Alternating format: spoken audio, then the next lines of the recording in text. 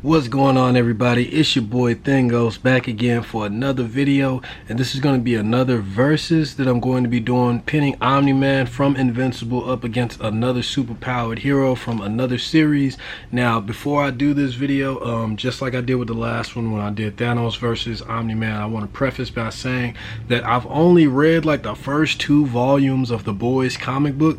I mainly know about Homelander from the I didn't even let y'all know I was gonna put him against Homelander, but yeah, he's gonna be going up against Homelander today. But the only thing I really know about Homelander primarily is from the Boys TV show. I do know a little bit about him and what he can do in his feats from just like the first 2 volumes of the book, but like I said, it's a pretty long story and he does a lot in the comic book, so I can't really use a proper evaluation from what he does in the comic versus what I know what he does in the show, which is good because I think the article that I'm about to read today, it's another one by Screen Rant. I think they primarily use the TV shows as like a base for pinning them up against each other as well, because when I did the last Screen Rant article putting Thanos and Omni-Man against each other, they said in the title of the article that it was pulling from the comics. And when you see me talking in that video, I list a lot of powers and a lot of things about Thanos that were not displayed in the movie, so you can clearly see they was using their knowledge from the comic book Thanos against the comic book Omni-Man.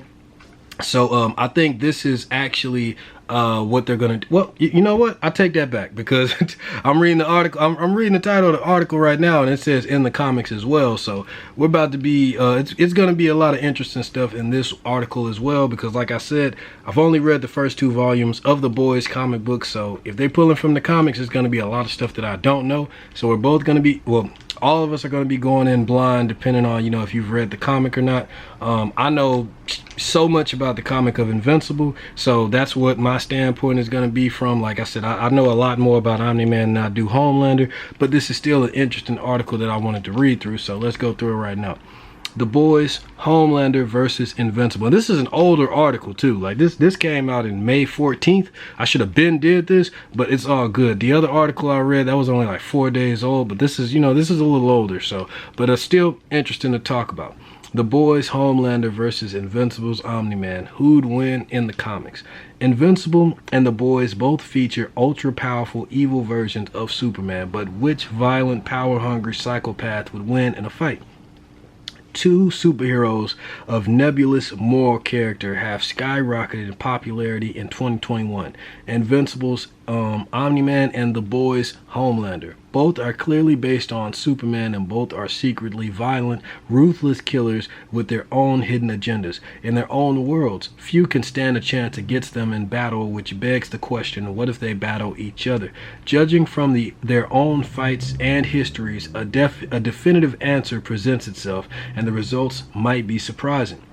Both Invincible and The Boys have concluded their comic series, Invincible ending in 2018 and The Boys ending in 2012. And since both Homelander and Omni-Man die at the end of their stories, it is a demonstrative fact that neither man is immortal and both can be killed. Moreover, both have similar power sets. Homelander and Omni-Man possess flight, super speed, super strength, and invulnerability to most conventional weapons. Both are also not above killing their enemies, sometimes brutally so, to get what they want. But that's where the similarities end. Homelander was a product of Nazi genetic engineering and chemical experimentation through his publicists paint him as an alien who arrived on Earth and adopted all American values, a la Superman. Homelander has many powers that Omni-Man does not. The most of them give him a decidedly long-range advantage. His screams can rupture eardrums, his X-ray vision can see through any material with astounding accuracy, and he can hear heartbeats from a distance. His heat vision in particular is perhaps his most deadly power. He sliced a plane clean in 2, tore through dozens of people, and even incinerated his entire medical staff during his birth. In the end, the only being capable of defeating him was himself in a form of his own clone, the secret identity of man, this is a lot of spoilers, man. I don't even want to say that right now. But anyway, who was created as a failsafe in case the already unhinged Homelander ever decided to rebel against the company that created him. Where bombs, missiles, and other superheroes failed, succeeded, and Homelander was brutally murdered by his own. Yep. So let's see here. Indeed, Homelander is uncontested and unchallenged through most of the boys, which is unfortunately for him one of the many reasons why Omni-Man would soundly defeat him. Unlike Homelander and his manufactured backstory, Nolan Grayson actually does hail from another planet. Specifically, Omni-Man is a Viltrumite from Viltrum, a race of impossibly strong beings who live for thousands of years, if not more. In part because of his lifespan, Omni-Man sees the people of Earth as lesser beings and has absolutely no reservations about killing them by the thousands.